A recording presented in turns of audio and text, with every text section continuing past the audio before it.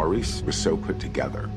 Like he was very debonair and suave, knew how to speak, knew how to smile, knew how to stay reserved. My mom called me and she said, "Your Uncle Maurice was killed." And I said, "What?"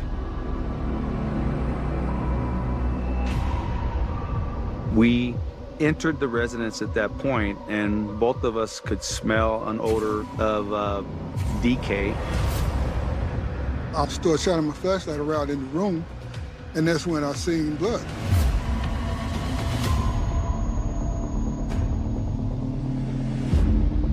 She's developed this fixation with him. It was kind of like we came into each other's lives at that time for a reason. She thought because of her age and the way she looked that we wouldn't have suspected. She just lied and lied and lied. The dream wasn't going to come to fruition. She wanted payback.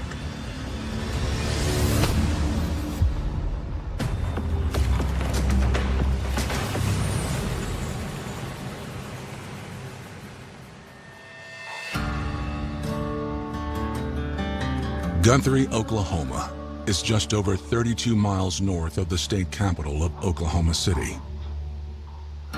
You don't really hear about a lot of violent crime in a place like Guthrie. It's like a lot of towns in Oklahoma, more of a kind of smaller, tight-knit community.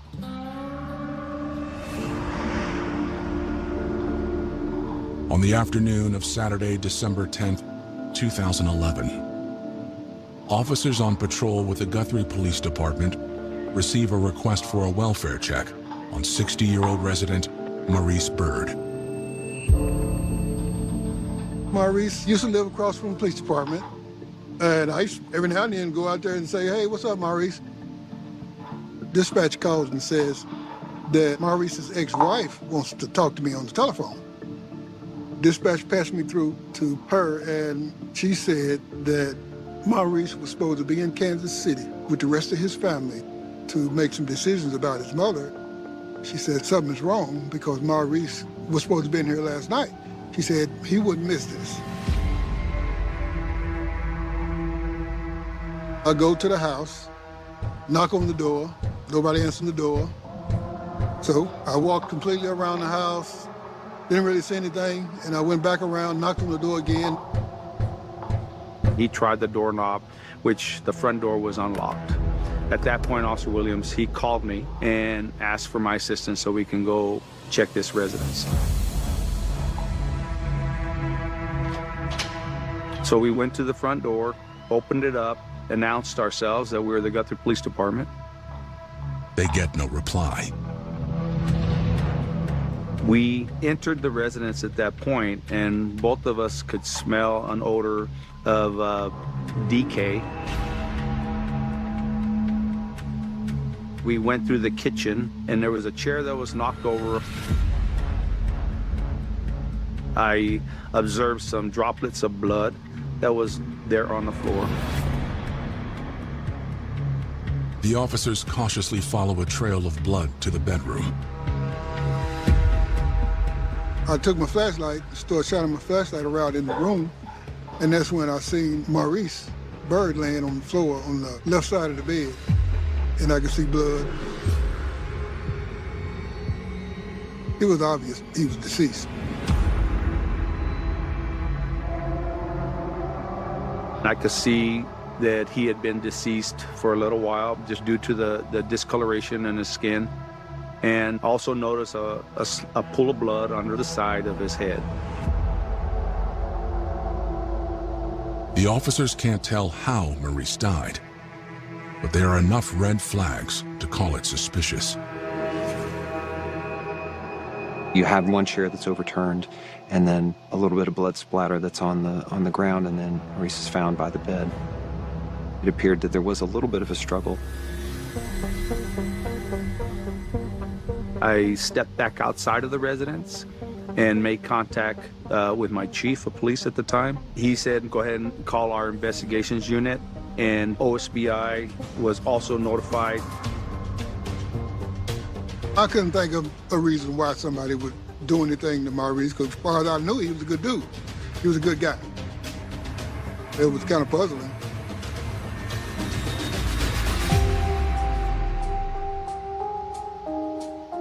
Francis Maurice Byrd was born in 1951 and raised in Kansas. We had a really big family, and my grandma and her sister raised us like within blocks of each other. Granny had a house on the corner, and Aunt Wanda had a house down the street. And my Uncle Maurice was Aunt Wanda's son. We were all always at the other's house. And, you know, no knocks on doors, in and out, you know. Everybody knew everybody's business, obviously. And, you know, we just all loved each other.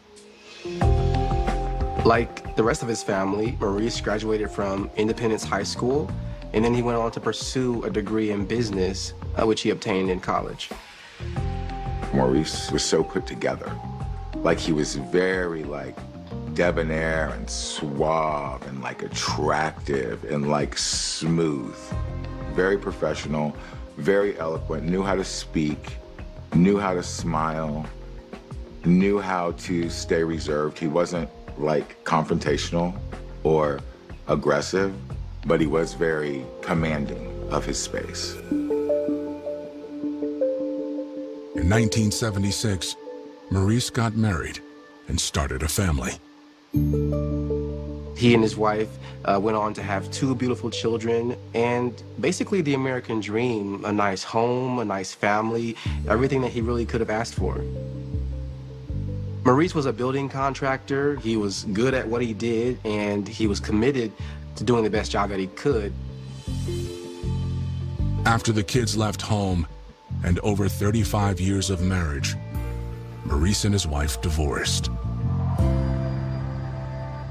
He was still very involved in his family's lives, his siblings, his kids. He even kept up a relationship with his ex-wife. He was really looking for a fresh start and a place that he could really thrive with his real estate company, commercial and residential. And Guthrie was seen as a place that was still on the up and up, still with room to grow. At this time in his life, he moved to Guthrie as kind of a restart. He was very active in the community. He was a counselor for at-risk youth and the director of a nonprofit organization in the community. He wanted to give back. He was gonna open some houses for at-risk people trying to transition back into society. He wasn't judgmental. He knew that we all had a past and that we can either take our past and use it as building blocks and become successes, or we could be stuck in our past. And he was all about giving people second chances. As suave as he was, as debonair as he was, as successful as he was, the most important thing was getting these people off the streets and giving people a chance to do better. But Maurice will never see his dream come true. He lies dead in his bedroom in a pool of blood. Agents with the Oklahoma State Bureau of Investigation arrive at his Guthrie home. When we entered the bedroom, we could tell that Mr. Byrd had been shot. We didn't find any casings, and there was not a gun there. That pretty much gives you a good indicator that wasn't suicide, that someone had killed him. Someone shot him 4 times in the back. Whoever did this wanted to make sure he was dead. First and foremost, there weren't any signs of forced entry to the residence. And that can tell you a couple of things. One is that Maurice had opened the door and maybe somebody had surprised him. However, there was no signs of struggle at the doorway. There was no marks on the door, meaning that it didn't appear that entry was made forcibly into the residence. So the possibility emerged that Maurice knew the killer. Does that mean they were friends? Does that mean that you open the door and somebody's got a gun in your face?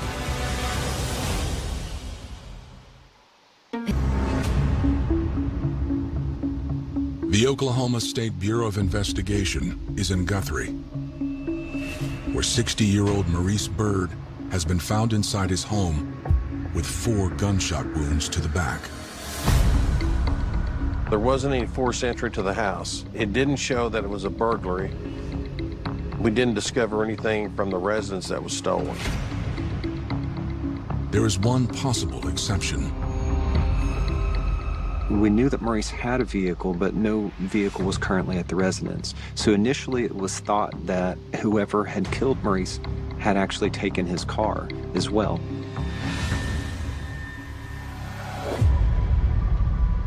Inside, investigators try to piece together what happened. You could see a turned over chair in the kitchen, and we could see a drop of blood. Investigators theorize Maurice was first shot in the kitchen. It appeared that he ran away and he was shot again in the bedroom and was found face down. That's where you start to think, was he trying to seek safety? Was he trying to get to a weapon of his own? His handgun was next to the bed inside a drawer. And you start to think that maybe he was trying to get something to defend himself with. There wasn't any shell casings. Sometimes that could indicate that someone picked them up. It could also indicate that it was a revolver versus a handgun, a semi-automatic. There is something else in the bedroom that stands out. Processing the bedroom where Mr. Byrd's body was, there were several gift cards that was laying on the dresser. The cards are worth thousands of dollars. There's nothing criminal about it. It just seems strange.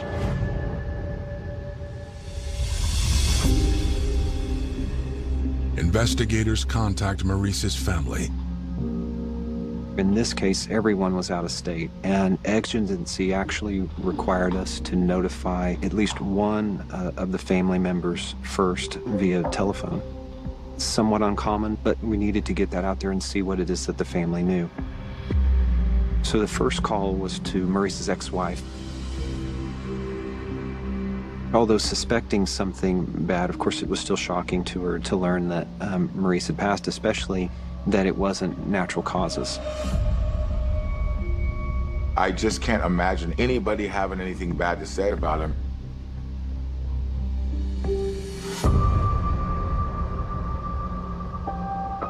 Well, the first thing you'd want to do is figure out who's the last person that contacted him. She begins to establish a timeline. She hadn't spoken to him since around the 5th or the 6th. In calls to his brother and daughter, they say the same thing. No one has actually spoken with him after the 6th, so about 5 days since he was located. Then we shifted into a mode of walking around to the neighbors, asking them if they heard any gunshots. When was the last time they'd seen Maurice? Everybody that I spoke to had not seen him within a 2-day period. Between December 7th and December 10th is probably when he was murdered, because they didn't hear from him from that time period. Detectives learned that Maurice's car was not stolen. Neighbor number 2 that I spoke with, he had known quite a bit, but the last time that he had talked with Maurice was a few weeks earlier, just before Thanksgiving. He said that Maurice had a gray sedan, and it was currently being worked on by a mechanic. We would also be looking at who has surveillance video and go from that point. It was learned that there was a camera that was on a church that actually was just to the south of this property, and it got a good portion of the street out in front of Maurice's house.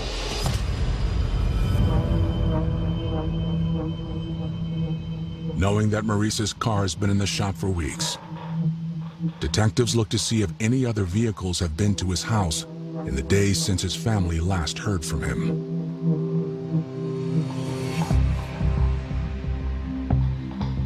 Now, there was one timestamp that the police found interesting. It was marked for December 7th at 7:18 p.m.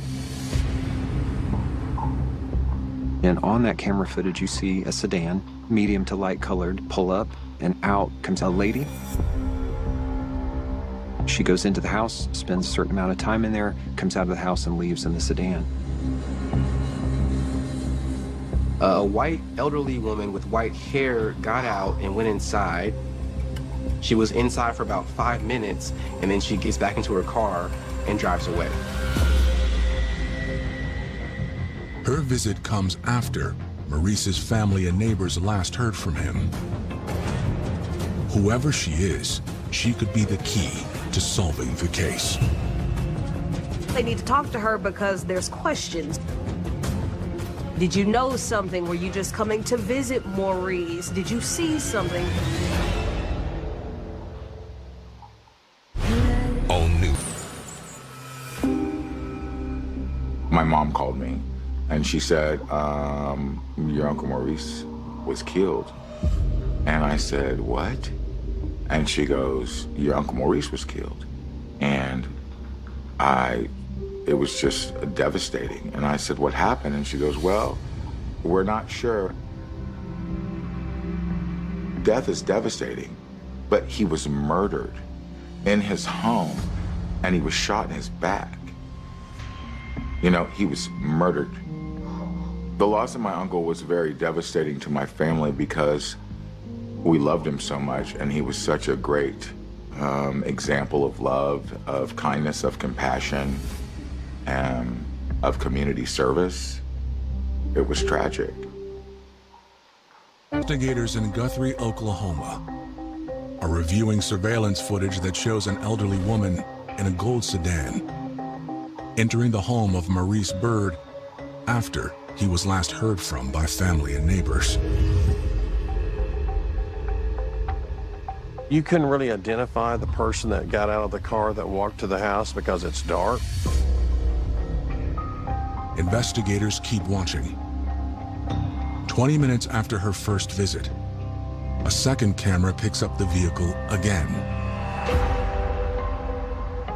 Both cameras are picking up this same gold sedan, which seems to be going back and forth in the neighborhood. It just seems strange. That vehicle had been circling around that house a couple of times. Eventually, she parks, this time in an alley adjacent to the church. Again, you see this same gold sedan on this footage, and you see the same elderly white woman with white hair get out and go into Maurice's home. But this time, she doesn't leave for an hour.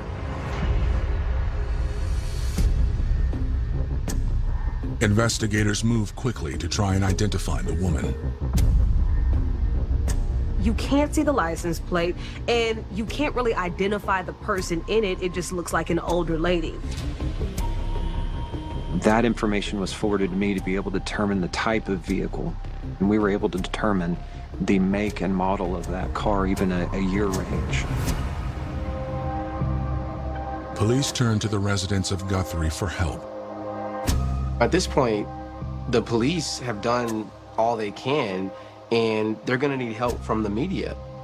Journalists have the ability to reach out to communities, to gather responses and trust in a way that sometimes police can't do. We put the information out there in hopes that someone will be able to recognize the vehicle, recognize the woman in the footage.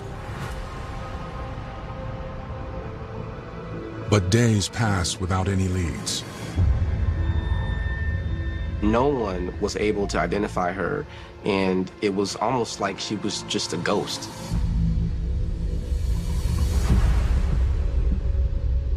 On December 17th, 2011, 10 days after Maurice's murder, Guthrie police receive a phone call from one of his family members. According to the relative, something upsetting occurred at Maurice's funeral earlier that day. The family gets to the funeral, You know, they're in the process of mourning Maurice, spending time with their loved ones, and this woman shows up. And instead of, you know, asking the family if there's anything that she can do for them, expressing her condolences, she's asking for money that she believes Maurice owes her. She makes a request to the family and says, Maurice owes me money. And it wasn't just $5, $20. It was $20,000. And she starts asking questions about when his estate was going to be divvied up and just all kinds of inappropriate questions. She literally started going into how Uncle Maurice owed her money and that she had belongings in his apartment that belonged to her, and she wanted those things. And she wanted to see about any insurance or anything because she was owed. The family member goes on to say that the woman isn't a stranger. She is 65-year-old Beverly McComb. She actually used to date Maurice's cousin, so they had seen her around before, but Maurice's cousin had since passed away. We didn't really get along, but her and my dad weren't together for very long.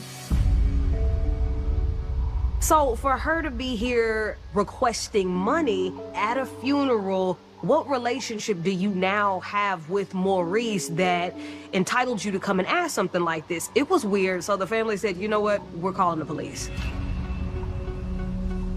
Mrs. McComb was asking for money, wanting the family members, that was his children, to pay back some money that he owed her. Well, that's obviously very suspicious. Investigators immediately take a look at Beverly McComb.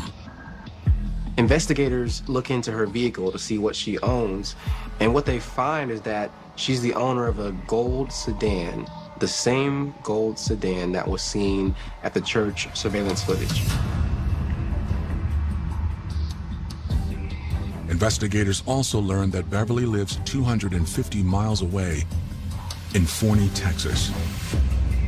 On December 20th, OSBI, in cooperation with the Texas Rangers, applied for a warrant to search this woman's home in Forney, Texas. At the same time, the Oklahoma State Bureau of Investigation agents traveled to Forney to question Beverly. You know, this is a 65-year-old woman, quiet home in the suburbs. What is the link? What is the reason that she would have to travel from Texas to Oklahoma? How were Maurice Byrd and Beverly McComb connected? This is about Maurice Byrd. And how do you know Maurice? Hand over.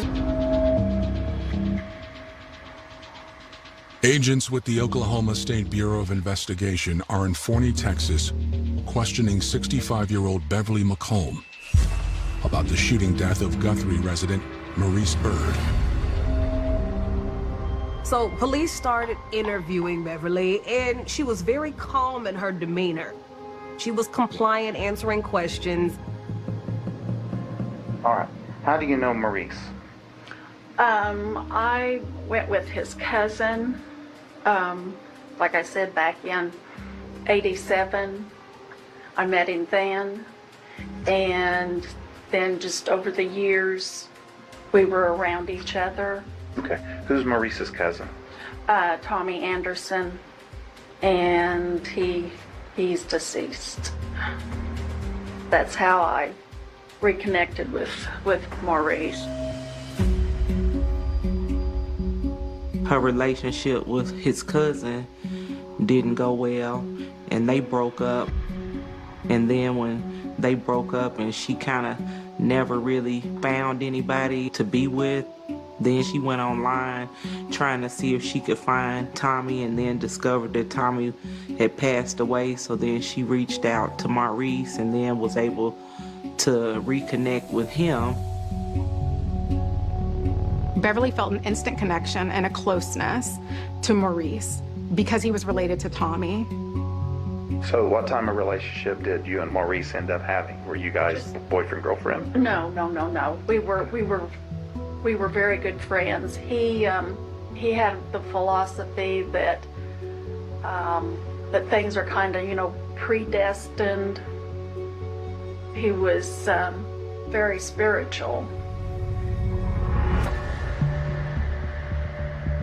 Beverly says that Maurice inspired her to make a fresh start in Guthrie, just as he had done after his divorce.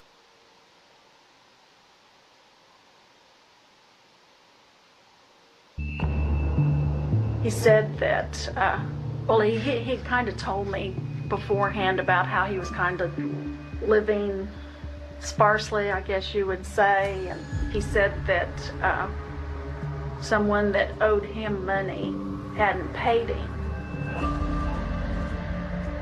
I thought, well, I've still got some. Maybe, I could get a little bit of money to help him. Did you get cash and give it to him out of that, or did you transfer it? I transferred it. I got,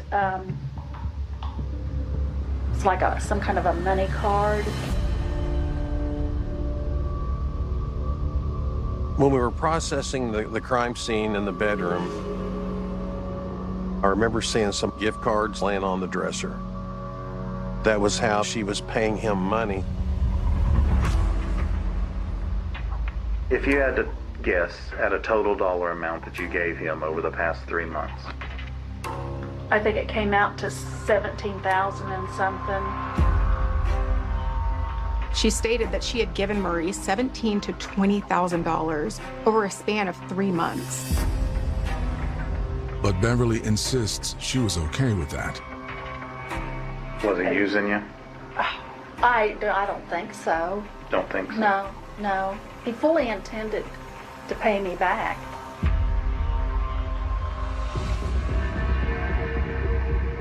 Beverly admits to investigators she was in the Guthrie area the week Maurice was killed. When was the last time you saw him? Oh, I think it was a few days before this happened. Before he died? Mm-hmm. But investigators tell Beverly they know exactly which day she was there. Okay. There's several cameras on this building. Okay. With different views. They present Beverly with footage that shows her entering Maurice's home the first time on December 7th. That's the day he died. That day? Did you ever see him again after that? No. But investigators tell her the footage shows her going back 20 minutes later. You went back to the house that night. Tell me what happened when you went back to the house that night.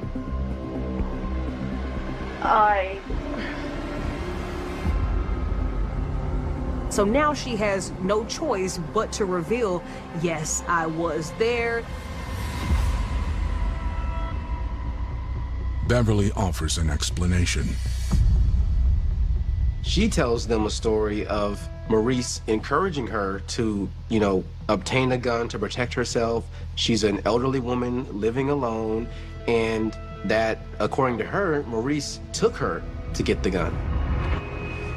She tells investigators that she went with Maurice to a shooting range, but they know she's lying. The worst thing that you can do is lie to me. They press Beverly for the truth, but they are unprepared for what she says next. You didn't go there with the intent to kill him, did you? I didn't go by myself. Then slowly, with hesitation, admitted that somebody else was with her that night.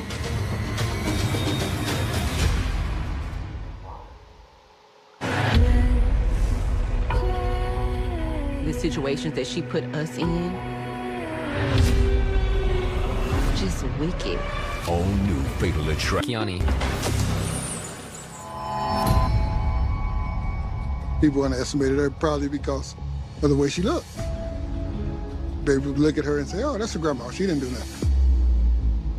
I think she thought because of her age and the way she looked that we wouldn't suspect it, but, you know, we got detectives that don't stop until they get what they need to get, until they get the right person.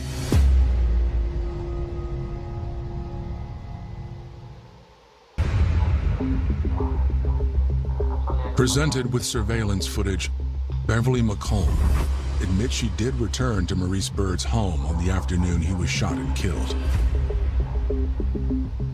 But Beverly says she didn't go alone. Who is he? You know, I don't know his last name. What's That's his Terry. first name?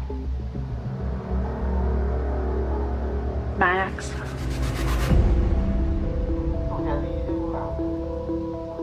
Is he your boyfriend?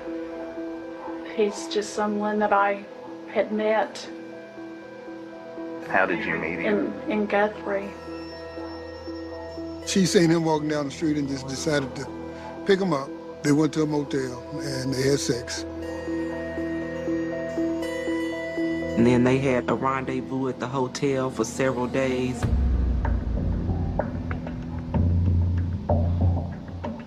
During their tryst, Beverly confided in Max about the money she'd loaned Maurice. And he's a nice person. And he felt sorry for me, but I mean, he felt more like that I'd been, you know, taken advantage of. Max, he told her, you need to stand up for yourself and you need to get your money back.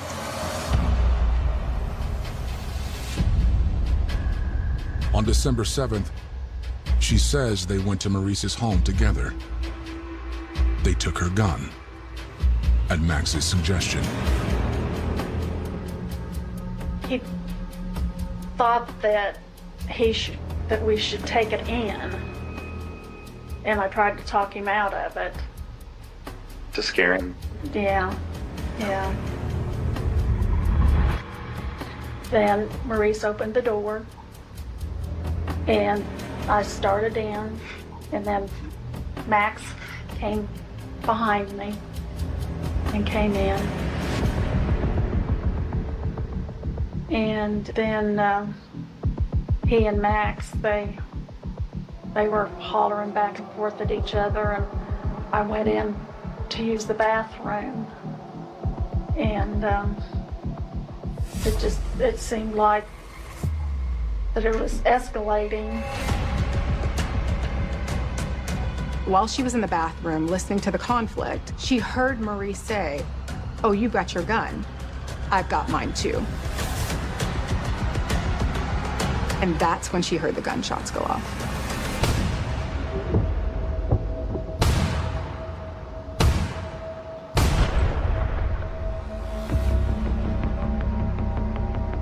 And after that, she's so scared and terrified that she runs out of the house. Beverly told police that when they left the home, Max left on foot and she left in her vehicle, which is why you wouldn't see him get in her vehicle on the surveillance camera. Okay, I mean, you're being honest with me about that. Is he the one that shot Maurice? Or did you do it? No, I didn't. Okay, Max did. And you're being 100% honest with me. Yes. Okay. I mean, I have to check all of this out. She doesn't know his last name, but she does have his phone number written down on a piece of paper at her house. Beverly tells them they will find the gun there as well. He gave you the gun back? Yeah. Where's it at your house? It's on a shelf in my closet.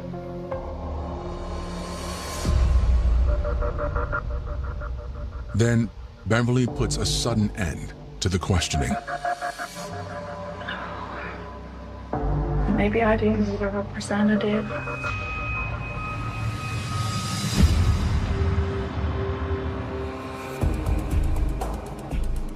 At Beverly's house, the search is already underway. Police found a piece of paper with Max's number on it. They also find the gun, just where Beverly said it would be. Police find a .38 revolver in her house. And, you know, it's the same type of gun that was used in Maurice's murder, and the number of bullets missing matched the amount of shots to Maurice's body. So at this point, she has said that Max has shot Maurice, and police are now at the point where they have to do their due diligence. They trace the phone number and come up with a name Guthrie police are familiar with. Max was just a guy that everybody knew that, you know, just hung around town and did what he did. And I found Max at one of the stores here in town and told him I need you to come to the police department. When you're Oklahoma investigators have picked up the man Beverly McComb claims shot and killed Maurice Byrd at his home. Guthrie police question him. They present Beverly's name to him and says, hey, tell me about your relationship with this woman. Max goes on to say that what Beverly said was an embellishment of the truth. That Max was walking down the street one day, confronted by an older woman who was asking basically for sexual relations. Max agreed. They went back to her motel. They did what they did, but that was the extent of the relationship. Max explained that he was not guilty and he had nothing to do with Maurice's murder. Max offers an alibi. He was at a convenience store at the time of the murder.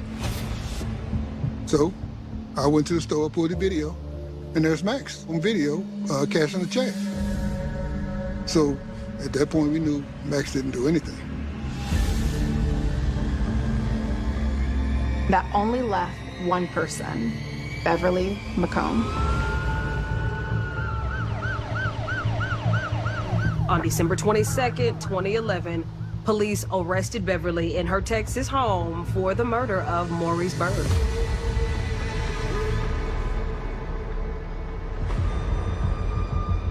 Beverly maintains her innocence. In early 2013, prosecutors prepare for trial.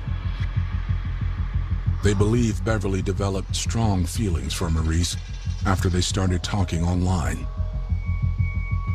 It's almost as if she's developed this fixation, this obsession with him. But the tides turned when she loaned him thousands of dollars. Apparently he wasn't paying it back quick enough for what she liked. She decided to take matters in her own hands. She purchased a gun, drove from Texas to Guthrie. Prosecutors say that Beverly approached Maurice at his home demanding he pay her back the $20,000 in loans. Either he refused or he didn't have it, but he gave her an answer she didn't like. They're arguing and he's not giving her her money back, and she just got angrier and angrier. Beverly was just hurt. She wanted revenge. She was angry. So she shot Mr. Byrd and killed him.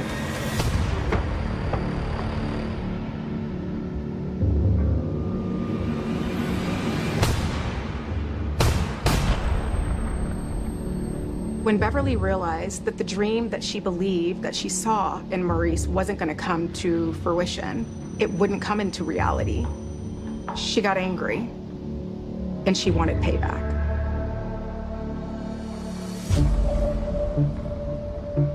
Facing life in prison, Beverly starts having second thoughts. Now, in March 2013, Beverly's attorney files a motion to change her plea in order to strike a deal. where if she admits guilt, she'll be given a more lenient sentence. The judge ultimately sentences her to 40 years in prison with 30 years suspended as long as she maintains good behavior. Maurice's family is outraged. Is it a deal just for women, or is it a deal just for white people? What kind of deal is it? And can we call it what it is? It's just not right. She didn't even serve the full 10 years before being released.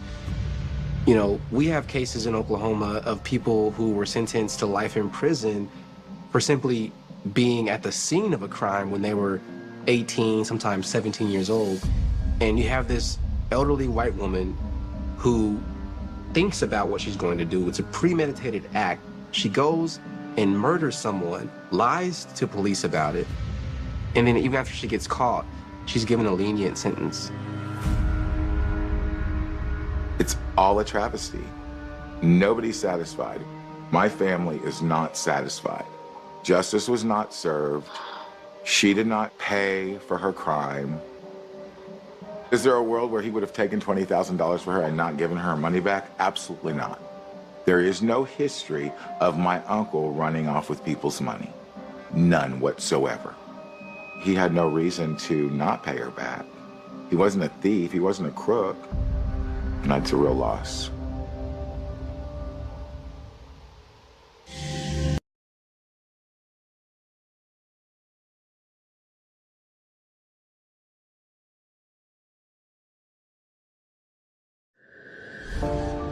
How's school been going for you all?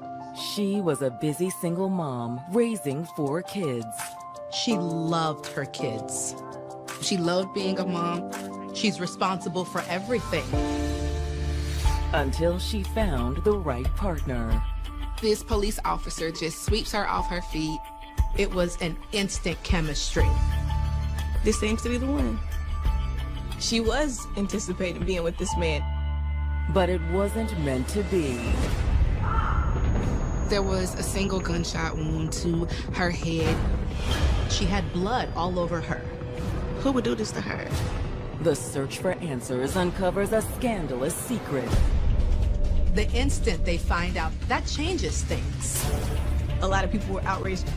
There seems to be some sort of pattern. I don't think it's coincidental. And the final outcome could tear the town apart.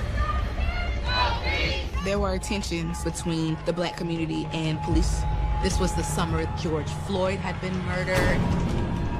People started to demand justice, accountability, respect for our people.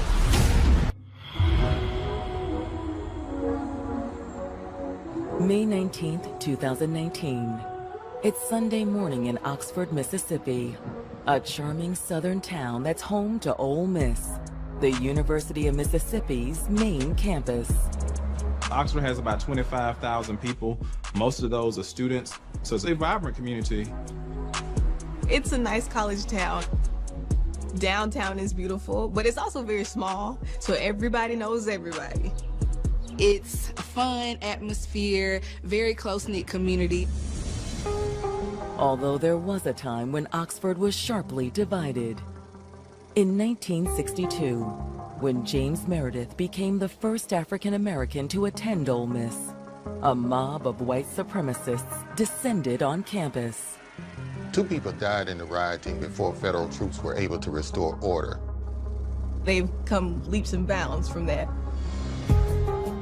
Race relations have really gotten better from what they were 50, 60 years ago. But one tragic crime will reveal the tensions that still simmer beneath the surface. It's around 2 in the afternoon when Dominique Clayton's 8-year-old son returns from a weekend away. He and his brothers had just gotten back from staying with his uncle on Friday and Saturday. He's ready to tell his mom about, everything that had happened while he was away. But moments after he enters his mother's room, he runs back out the front door to find his grandmother. Grandma! He was clearly upset by something. What's wrong, baby? It's Mom. She She's trying to figure out what's going on. Eventually, the little boy manages to give his grandmother the terrible news. He's saying, Mom's not waking up. And I see blood.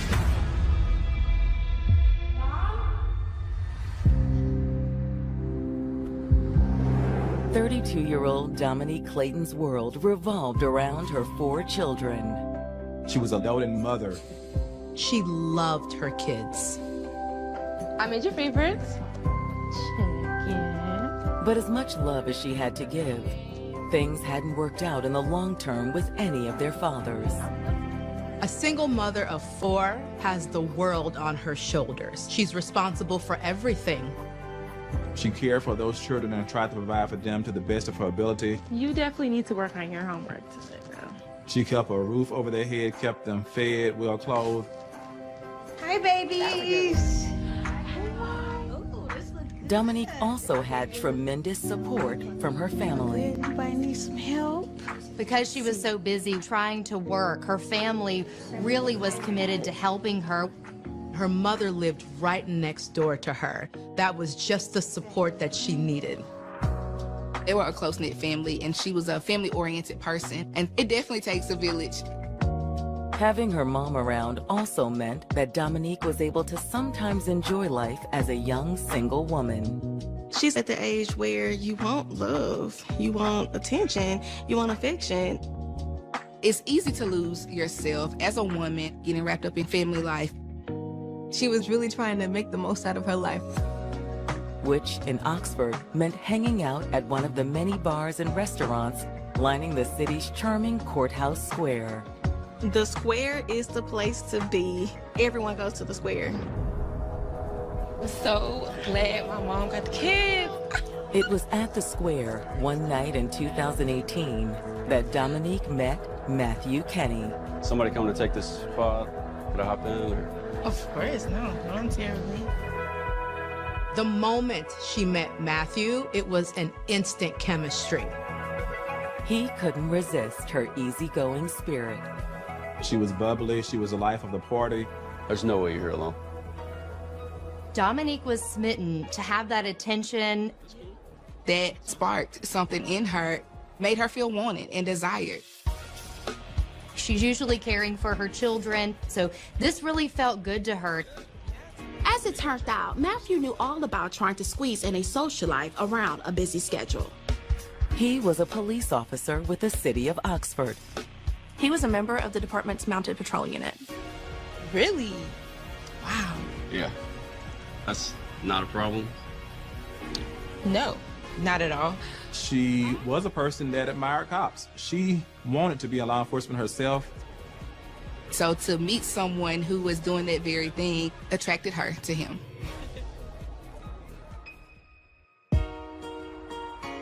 Within days of that first meeting, the cop and the single mom were a couple. It didn't take long for things to get serious between them. They were spending time together when they could. Which wasn't always easy, given their busy schedules. He would come over after his shift when the kids were asleep. It was the easiest way for them to have some time alone. You have a good day? Matthew also found ways to make life a little easier for Dominique and her kids. I got a couple surprises for you. I've been waiting to do it all day, though, so... Really? Close your eyes. He was helping pay her rent. He even bought her a car. Open. And he was helping her save up for a home. I'm sure that was, a big help for her. What is that? And it seemed like the next step was only a matter of time. Matthew had, in fact, given Dominique a ring. Look, it's not an engagement ring, but I just want you to know that I'm really serious about us. This seems to be the one. It didn't seem like she was going to be a single mother for much longer at all. Of course. But now, Dominique's 8-year-old son has just found her unresponsive in bed, surrounded by a pool of blood. Can you imagine what this is going to be like for him? Just how traumatizing it is. Take everybody in the house. Alerted by her grandson, Dominique's mom rushes inside. Of course, she has no idea what to think. She's panicking, and she goes to the house to see what's going on. Dominique! Dominique! Are you...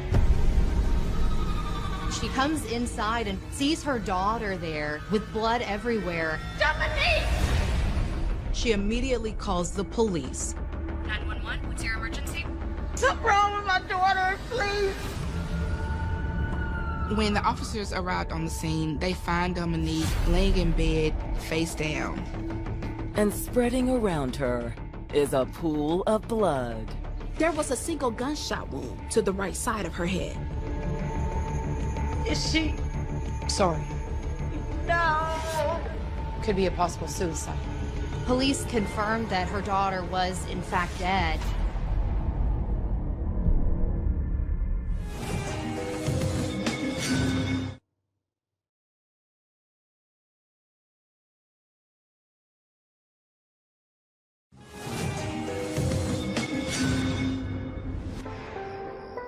Mother of four, Dominique Clayton, was settling into an exciting new relationship with Oxford, Mississippi policeman Matthew Kenny. Their relationship took off really quickly. You like it for real? I love it. They dove pretty deep in the relationship rather quickly. It wasn't long before they got very serious.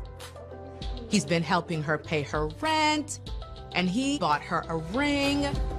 But now Dominique and Matthew's promising future has taken a tragic turn. Her 8-year-old son came home and found his mother laying in her bed unresponsive.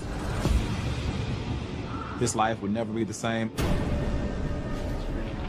To the officers at the scene, it appears she may have died by her own hand.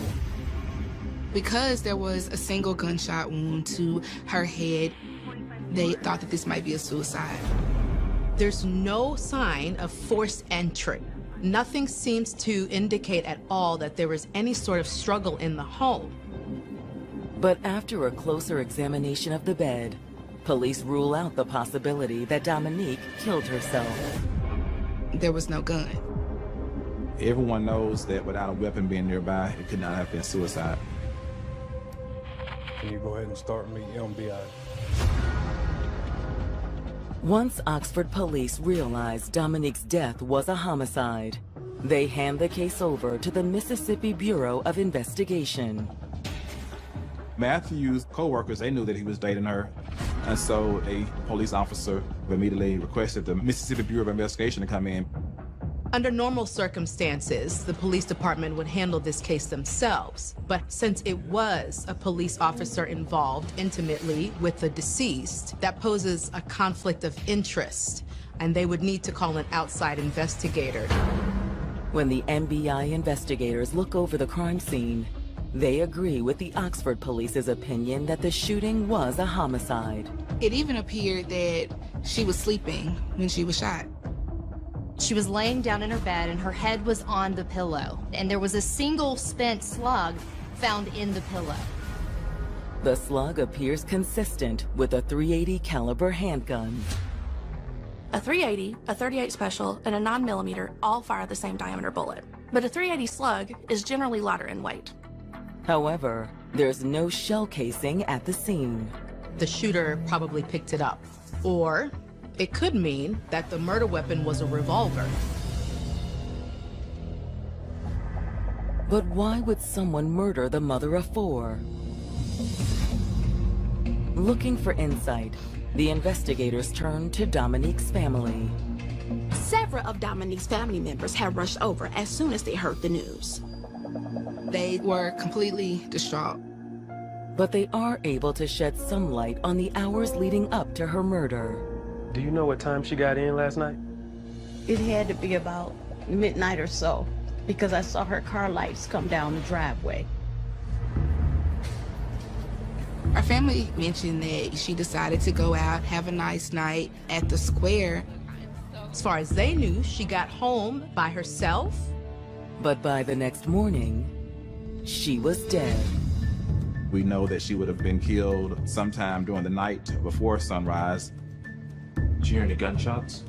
No, I must have slept through them.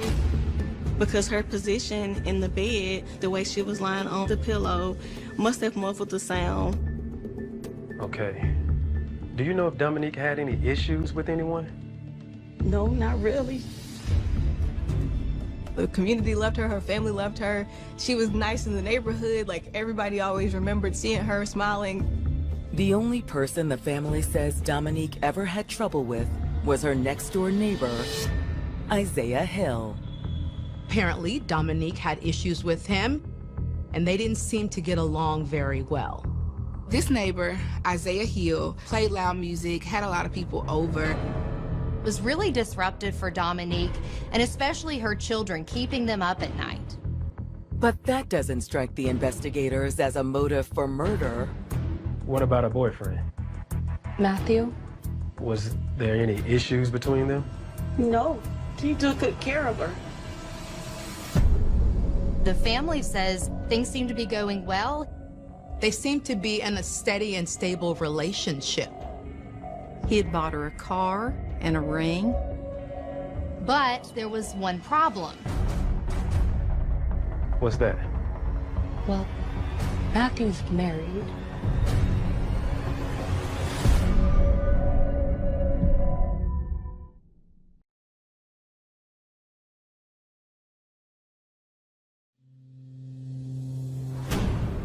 Mississippi Bureau of Investigation agents have learned that their murder victim Dominique Clayton's boyfriend, Matthew Kenny, isn't just a cop. He's also married. The instant they find out that he's married, that changes things. According to her family, Dominique was well aware that she was dating a married man. He did not mislead Dominique. He was having an affair. Dominique did know that Matthew was married, and Dominique's close friends knew, her family knew. It always bothered me, but he seemed to love her. A lot of people were saying that she wasn't just like the fling. It was something that had been going on for a long time, and she was anticipating being with this man. However, there was one complication. Matthew's wife. I don't believe the wife knew that he was having an affair. They kept it a secret. Could she have found out about the relationship somehow? Could she be involved?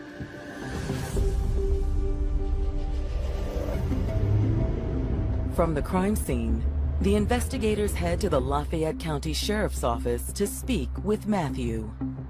Since Matthew was an Oxford police officer, they conducted the interview at the Sheriff's Department to avoid a potential conflict of interest. Thanks for meeting with us. Absolutely. We just had a couple questions to ask. Guys, I totally get it. He is completely open and transparent. He confirms everything that the family has already told them. Matthew said he's married, but from his understanding, his wife had no idea that he was having an affair. And you know, because of what happened. You gotta rule me out. Exactly. Married man dating a woman that has just come up dead, he would have been a suspect from the jump. Although Matthew swears he would never do anything to hurt Dominique. From the moment I met her, there was just something about her that was so alive. He said they hit it off great and they were in love. I was just with her a few hours before, so I actually can't believe she's gone. He's very open and honest about his emotions. He seemed heartbroken over her loss. And he says he'll do anything he can to help find Dominique's killer. Whatever you guys need, anything, I'm here to help, okay? Okay, well, maybe start by walking us through what all happened last night. Matthew says that Dominique was out at a bar. They'd been communicating via text throughout the night. You didn't meet her there? No, I was at work. He said he was at the stables, tending to the mounted patrol horses. But according to Matthew, Dominique had called him around midnight. Matthew said that Dominique called him from the bar. It was raining, So she asked Matthew to give her a ride to her car so that she would be able to drive home. I can come now. He said he'd driven down to the bar to get her.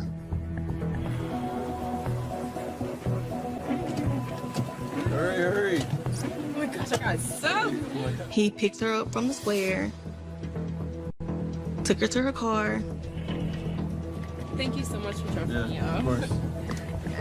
Call me when you get home, okay? Okay. Matthew says that after he dropped Dominique off at her car, he'd driven back to the stables.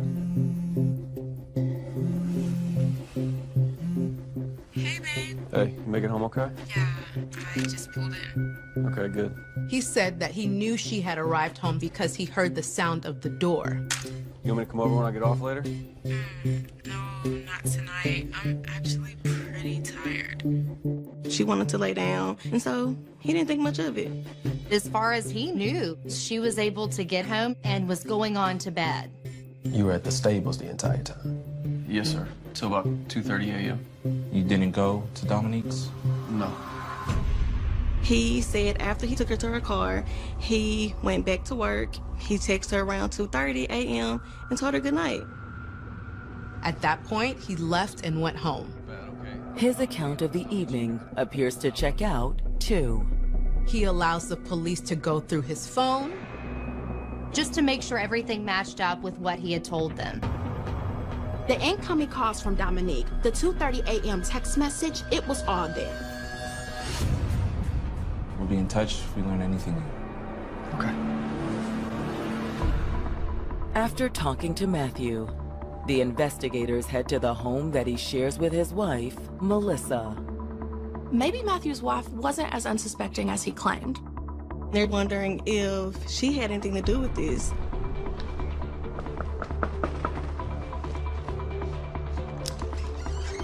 Miss Kenny? Yes? I don't know if you've heard, but a woman was killed last night. I did. Matthew called from the station, said he'd be a while. Is he part of the investigation? You could say that. She seems to have no idea about the affair. They have a life together, a home together. They have kids together. But she soon learns she wasn't the only woman in Matthew's life. She is very upset learning this news. She had no indication at all that Matthew was having an affair. All those nights he said he was working late. How could it be so stupid? It was just an awkward moment for the investigators. But they still need answers.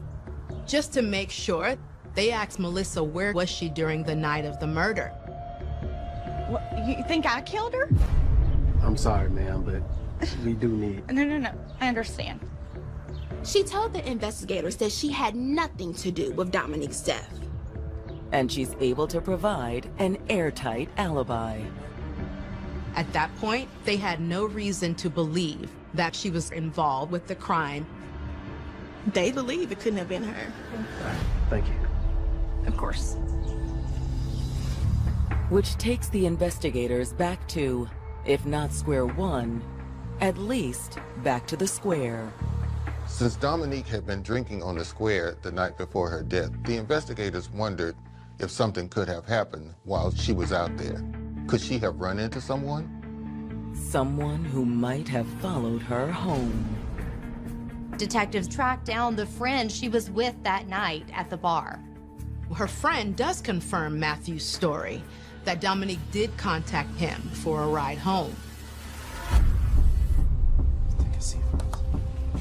When asked if anything unusual happened while they were out that evening, Dominique's friend says no.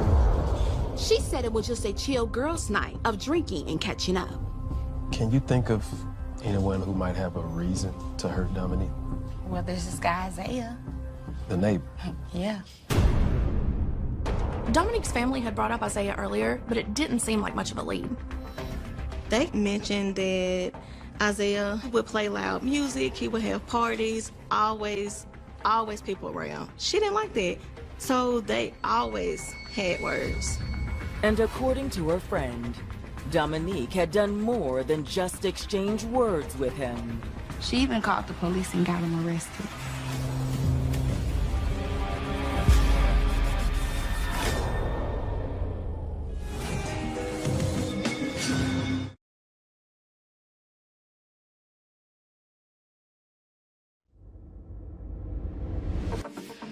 Mississippi Bureau of Investigation agents looking into the murder of Dominique Clayton have learned the mother of four had a long-running beef with a neighbor named Isaiah Hill. Dominique had issues with him. He was always having loud parties. It got to the point where it would keep her children up at night due to the noise. Dominique's family had mentioned the trouble with Isaiah, but the investigators didn't think it sounded like a motive for murder. Until one of Dominique's friends adds some additional context. It got so bad, she called Isaiah's landlord and tried to get him to do something. That didn't get her anywhere. So she took matters into her own hands. And after a little digging on the internet, Dominique had found some leverage over Isaiah. She discovered that Isaiah had some warrants out for his arrest. He was wanted in DeSoto County, which is about an hour northwest of Oxford. One quick phone call to the DeSoto County Sheriff's Department, and Dominique figured her troubles with Isaiah were over. He was, in fact, incarcerated due to Dominique contacting the authorities. Or were her troubles only beginning? When the investigators looked into Isaiah, they learned he had been released from the DeSoto County Jail the day before Dominique's murder. This may have been some type of retaliation. When the detectives bring Isaiah in for questioning, he denies having anything to do with Dominique's murder. Look, I know she called the law on me, but I would never do anything like that. You sure? We know you got out of jail the day before the murder. Man, I wasn't even here. He said that after his release, he had gone to Memphis for his daughter's high school graduation. I almost missed it. When did you get back from Memphis? Not until Sunday. I spent the night at my mama's house. If that was true, then he couldn't have killed Dominique. However, an alibi isn't all that Isaiah offers investigators. Yo, if y'all really want to know who did it, y'all need to ask that cop that's always coming around. Officer Kenny. He said, I had heard some things about Matthew. He's a dirty cop. I'm telling you, he's dirty. The investigators aren't sure what to make of Isaiah's allegations against Matthew. Okay. As of right now, you're free to go. But we will be in touch. Yeah, I bet.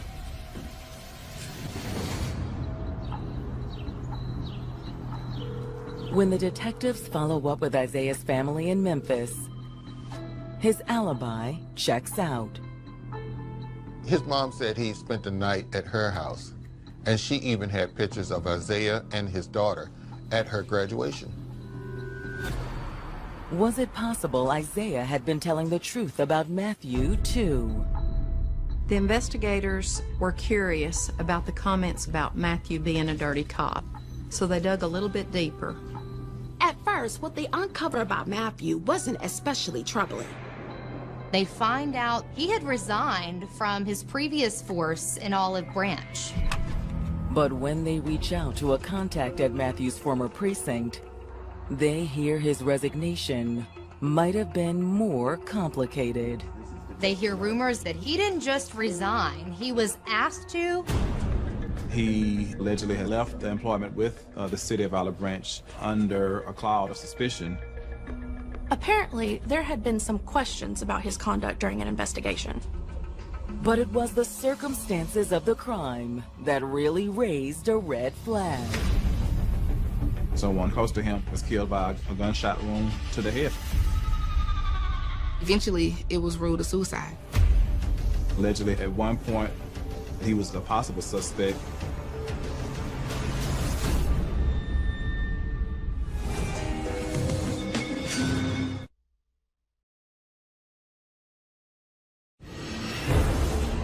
MBI investigators have just uncovered a possible reason for Dominique Clayton's boyfriend, Matthew Kenny, resigning from his job with another police department.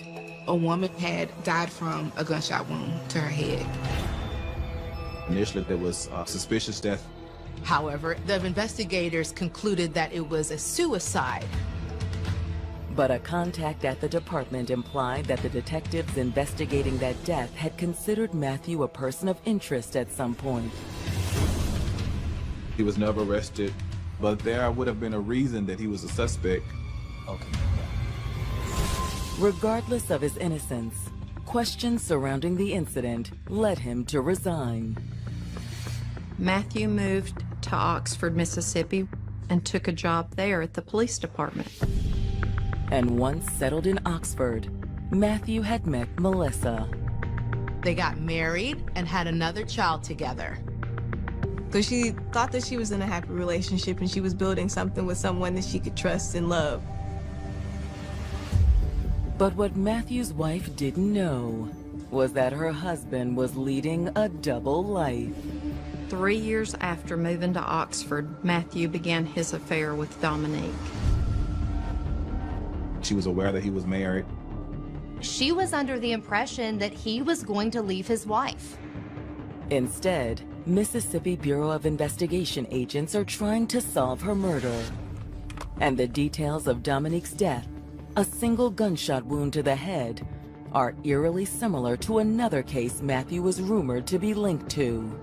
Is this just a coincidence? There seems to be some sort of pattern.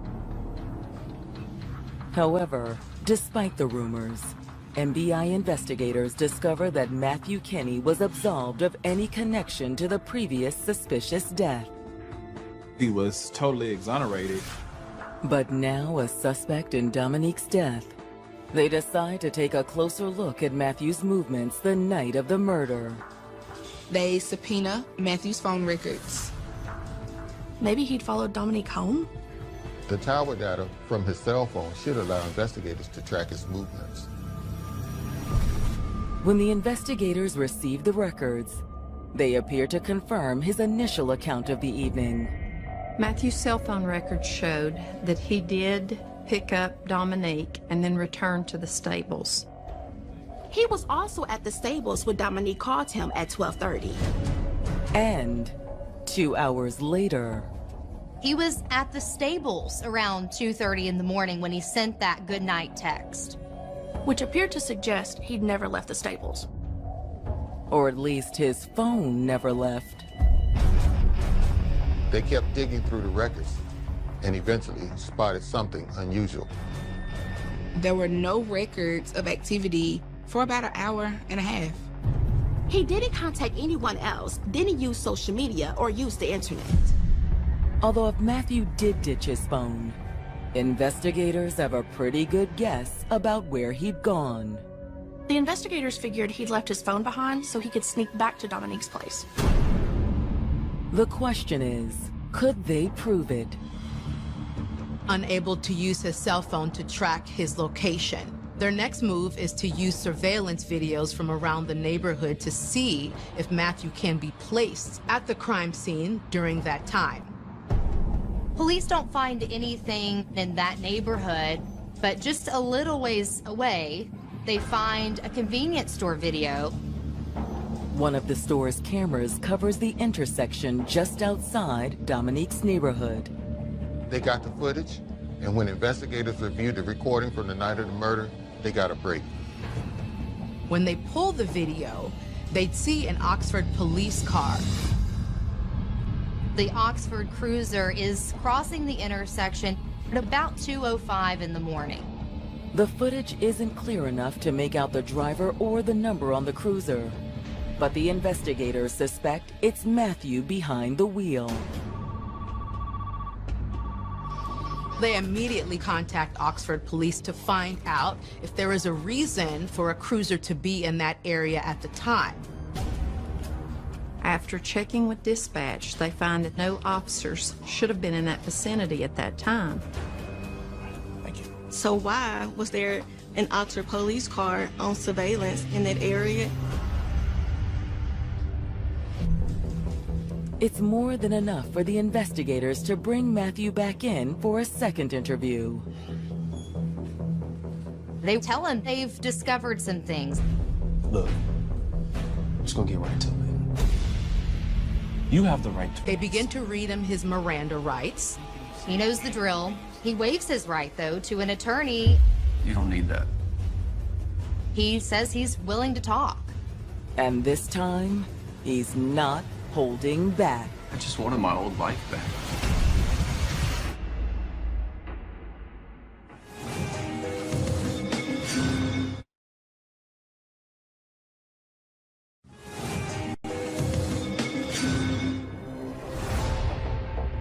Just hold on, okay? Convinced that Matthew Kinney killed his girlfriend, Dominique Clayton, FBI investigators have brought the Oxford police officer in for a second round of questioning. This time, it sounded like he was on the verge of confessing. I just wanted my old life back. He told the cops he got tired of what he believed to be constant pressure from Dominique to do more and more for her. I'm not a millionaire. He said that their relationship became a serious strain on his finances. And he actually tried to cut things off. But according to Matthew, all that had done was make things worse. He tells police Dominique threatened to tell his wife about the affair. He then decided that the only way to end the affair was to get rid of Dominique. I didn't know what else to do. All he needed was an opportunity. One that came early on the morning of May 19th. You want me to come over when I get off later? No, not tonight. He saw the opportunity when she told him she was tired and going to go to bed. That night was his chance. He left his cell phone at the stables so it couldn't be tracked, and loaded a .380 round into his service weapon. He did not use the bullets provided by the city. He changed it out, a different caliber bullet. He thought he knew how best to cover his tracks. Matthew seemed to be pretty confident, almost overconfident. He got into a squad car, left, and slipped into Dominique's house and stood over her, watching her while she slept.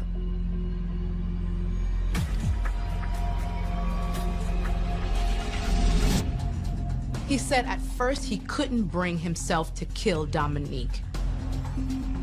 He's just standing over her. He's looking at her.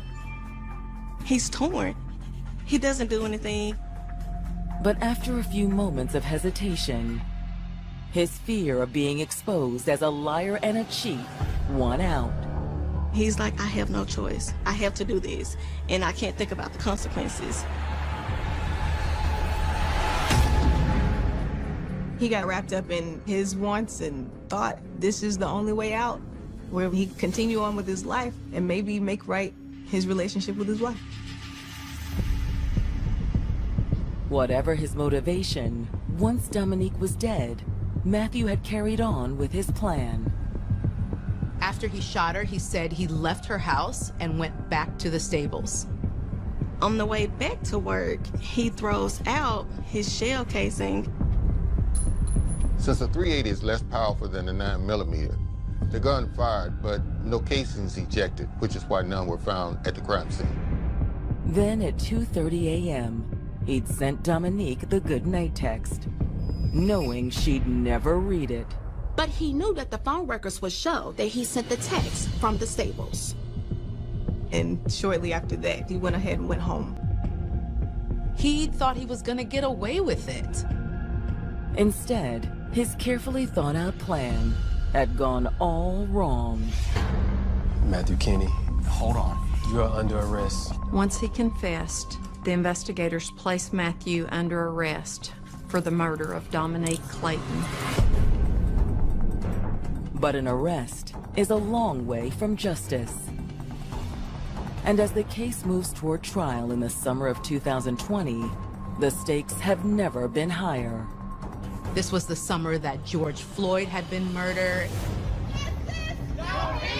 So you had a white married man, a cop in Oxford, who allegedly has killed a young black single woman mother of 4. And then you had these individuals in Minnesota who heinously killed George Floyd.